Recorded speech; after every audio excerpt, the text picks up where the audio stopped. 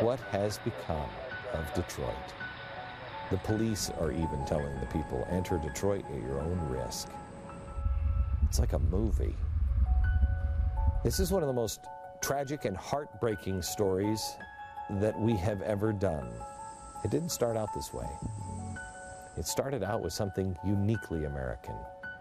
Innovation, great ideas. The automobile industry revolutionized the way the whole world did manufacturing.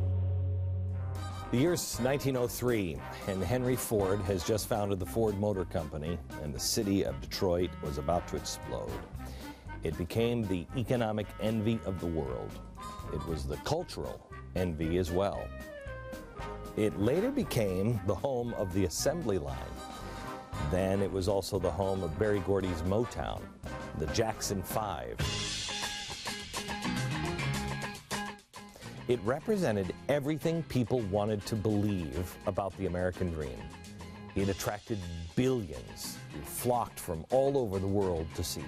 Unfortunately, it didn't end that way.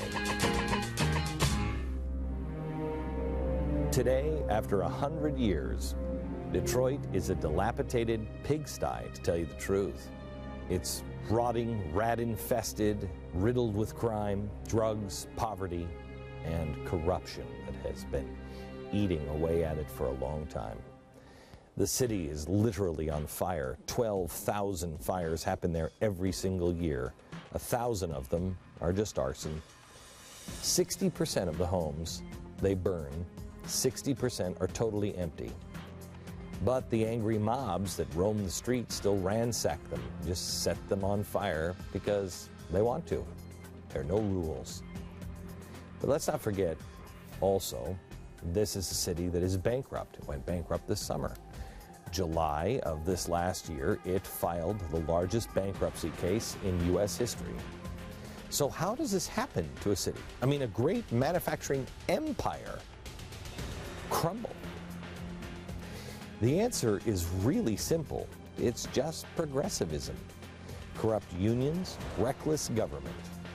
You might think, well, it's just Detroit, but it's not. The rest of America is going down the same exact path. Detroit is just the first one to get there.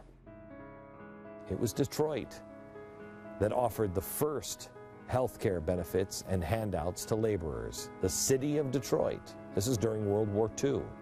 So in other words, the catastrophe that this president has just inflicted on the entire country actually started in Detroit. And here's what happened. People heard about these handouts, and they were even more eager to move to the Motor City. But the problem was, there wasn't real opportunity. It was all done through wage and price controls. So the government, not the market, was creating phony jobs, phony wealth. Meanwhile, the unions were causing workers' wages to go through the roof. And because of that, jobs moved out. They were ballooning so high that eventually the car manufacturers said, if you're going to make us pay you guys this much, I mean, we're just going to go build someplace else. And they did. The city has been run by progressives for over 30 years. It used to be the fourth largest city. Now 63% of the population has just disappeared. Only half of the city can even read. 53% of the city is considered functionally illiterate, meaning half can't read, and the other half can only read basic phrases like, my Obama phone, and yes, we can. Over 50% of the city is impoverished. It's the most impoverished city in the U.S., and trust me, it will get worse. They owe over $100,000 to creditors, each.